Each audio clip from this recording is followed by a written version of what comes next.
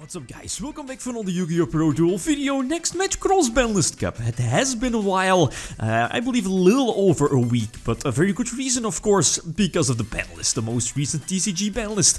So let's pick the Cross-Banlist Cup up again. Group C, if I'm not mistaken, the second match here between two decks. I think 11 years difference between both these deck lists. The first list you see here is Bujins, of course, during their prime. This should be the world's deck list, third place back then by Niccolo Mazzolini. I hope I pronounced his name right, but for me the most important cards are at its maximum here in this particular Bujin list. And I'm looking at triple Kaiser Colosseum, triple Vanity's Emptiness, and triple Yamato, of course, right? But it's mainly the Kaiser Colosseum and the Vanity's Emptiness where the Bujin power lies, right? Protect the castle, protect your Bujin Yamato. The second list, you have Chaos. One very small change I've made, and that's something I just should have added in the beginning, right? But it kind of slipped my mind with these lists, so the mistake I kind of solved, if that makes sense, is adding in another Mystical Space Typhoon here in the main deck, using an OCG-oriented list, by the way, with, for example, let's say 6 cents, which was unlimited back then, back in 2003 in the OCG. Double Blackluster Soldier, of course.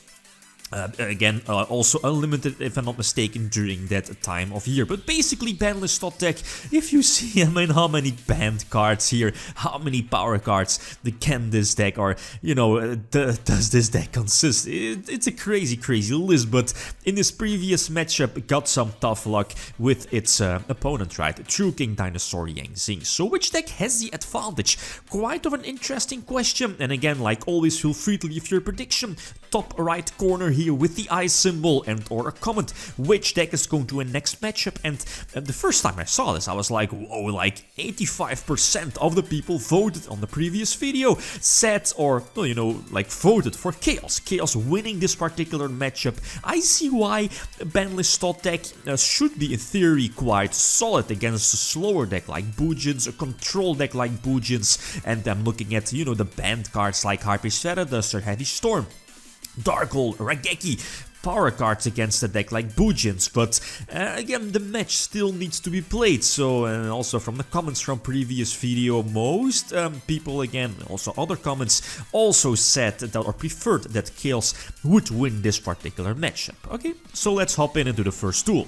Chaos going first again. This is quite of a solid opening, going for the confiscation, getting free information about my opponent's hand, discarding the Bujin Carnation. Well, Yamato isn't really that big of a threat, especially because, well, if he opts not to attack, which he can definitely do, attacking into Mirror Force with your Bujin Yamato, that's not really too optimal, right? But he does attack into the Apprentice Magician, searching out Magician of Fate.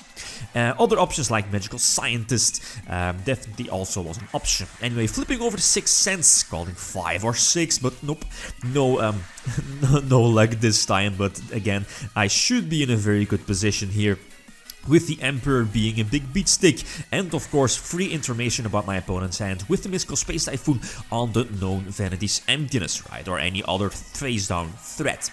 Got back the Graceful Charity, then again the chances of me drawing into, let's say, that Tribute Father like Dark Magician of Chaos, Thunder Dragon, or Sinister Serpent, best case scenario, was quite decently high, and I think I drew Serpent, so it all worked out fine. Right, I believe putting, indeed, the Yatta lock thanks to Witch of the Black Forest. So game number 2, he opts to go first, the opponent going first. That's definitely an okay start. I get why you're not setting your 2 back rows. I believe the one set here is Bottomless Trapple, which, well, I believe it's fine, I guess, against PLS, against Emperor, against Breaker. Not playing with priority, by the way.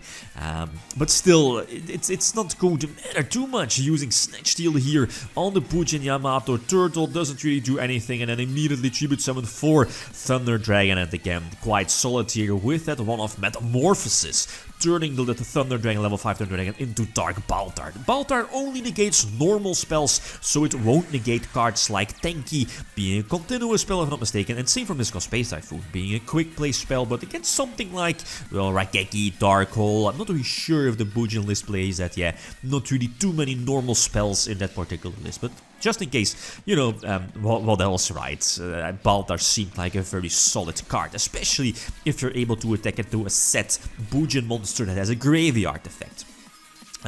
Anyway, so going second, I think I kind of bricked. Waboku set, and I believe Call of the Haunted as well, not really sure about this, but top decking the Sinister Serpent was quite of a delicious top deck. Raigeki forces out the Bujin. Harry does drop the, what is it called, the Mikazuchi, you know, the potential searcher during the end phase, and 1000 Eyes Restrict here on my side of the field is quite decent. Again, face up on the field, so both players cannot declare an attack, unless of course with your 1000 Eyes Restrict. Here in this case, I'm forced to use the Waboku to again protect my life points. Arknight is quite good against this deck. Again, that can potentially force out like a +1 if I Raigeki my opponent. Well, Raigeki or Mass Destruction. I just want to say that Arknight has the ability to protect itself, so it's again quite good against older decks. But yeah, again, it's not really going to matter too much due to Bujin. Susano, I believe the name is the rank 4 exceed for Bujins. Very similar to Ultimate Conductor Tyranno, it has the ability to attack all monsters from the opponent once. So it can basically attack every, you know, Apprentice Illusion Magician. Mystic Tomato back in the old school days. Very strong card against, you know, like Recruiter decks. Anyway, so again, having the, not Apprentice Illusion, but, you know, Apprentice Magician, the regular Apprentice Magician. I was able to search out, I believe, another copy of Apprentice Magician. Again, no good spells to get something back. Magical Scientist could have been another option, but again, what would have been my place? Here I was kind of fearing the Bujin Crane, so that's why I used BLS's effect of try to banish the Mikazuchi. But yeah, it did a failure, so I can't attack here. Otherwise, I could have been able to Yatal, well, not really Yatta lock him, but trying to get some damage in with Yatta and get its effect off. Again, the opponent has to skip his next battle phase if Yatta Karasu is able to do damage.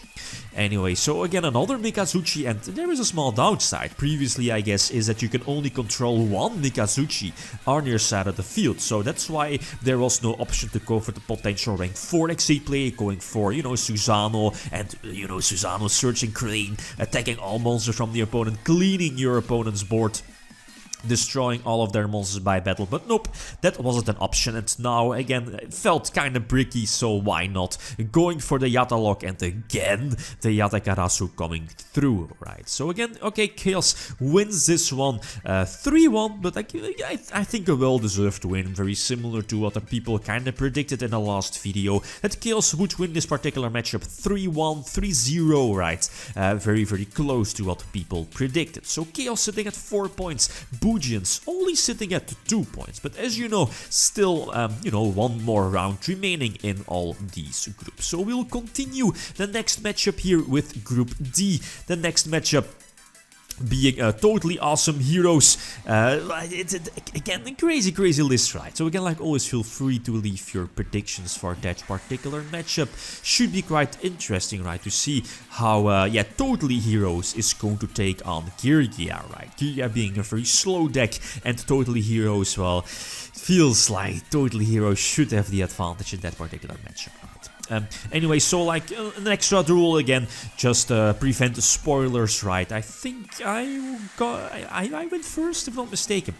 Anyway, so normal summon Magical Scientist and using its effect to bring out any fusion, being a dark, using Metamorphosis, a very popular combo in the old school days. You had the option to Metamorphosis your Magical Scientist for 1000 Eyes Restrict, or Metamorphosis a fusion monster special summon off of Scientist, since as you know, the fusion monster special summoned off of Scientist would just be, well, destroyed or, you know, sent to the graveyard during the end phase. And here, the monster can attack, but it can only attack your opponent's monster as well, so it cannot attack directly, you know, the monster, the fusion monster, special summoned off of Magical Scientist. And this particular matchup, or this particular duel here, the last one, again, Chaos was able to win this one. So I think, again, as I mentioned before, we have a well-deserved winner here. Chaos sitting at 4 points, and Bujins leaving our left behind with only 2 points. Again, next matchup, feel free to leave your predictions. Which deck is going to win this particular matchup? Totally Awesome Heroes, Totally Heroes from 2017 is going to take on somewhat of an older deck from 2014, being Yugioh. So again, feel free to leave your predictions, top right corner, or feel free to leave a comment of which deck is going to win that one. Okay, guys, that's it. Thanks for watching and feel free to leave a comment or like if you enjoyed the video. Lithium signing out. Peace.